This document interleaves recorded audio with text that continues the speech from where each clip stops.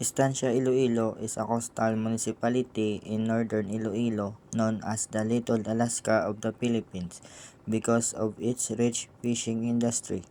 Its location, history, and culture are closely connected to the sea, making it an important fishing and trading center in the region. Brief history of Estancia Iloilo. Estancia Iloilo, established in 1847, is a second-class municipality known as the Little Alaska of the Philippines due to its rich fishing industry, originally a Spanish-era ranch belonging to Don Felipe Aguilar.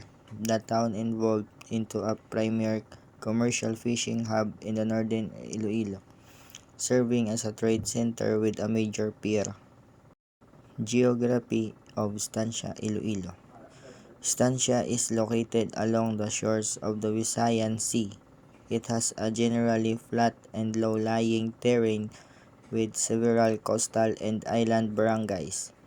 The town experiences a tropical climate with warm temperatures throughout the year and a rainy season that may bring strong typhoons.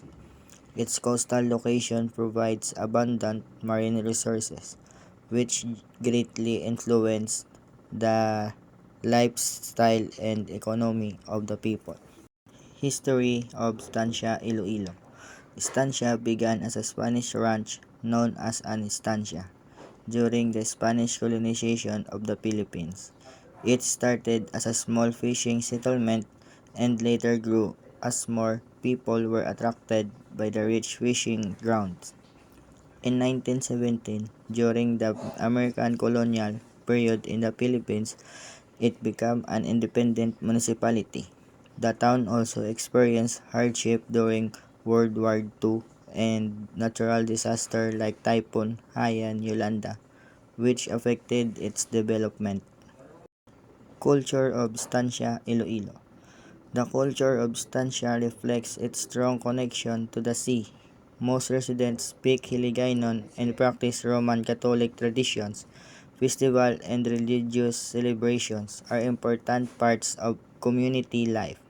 One of the most popular events is the Panagat Festival, celebrated every April, which honors fishermen and showcases the town's coastal heritage through food, music, and cultural activities. Seafood is also a major part of the local diet. Economy of Estancia Iloilo. The economy of Estancia is mainly based on fishing and marine resources.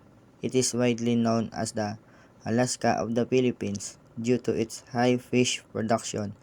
Fishing provides employment to many residents along with fish trading, processing, and aquaculture activities such as fish farming. The town also serves as a trading center for seafood in northern Iloilo.